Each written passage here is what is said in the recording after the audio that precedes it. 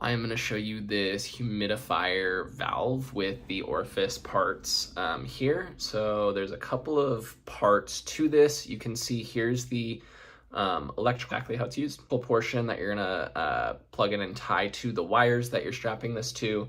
And then there's two orifices. So down here is the bottom one, and then the pressure equalizer here. And then on top, you also can twist or use a wrench to undo the screw that's put into the top there. And it comes with this extra, or not extra, but the part that you would twist onto the there.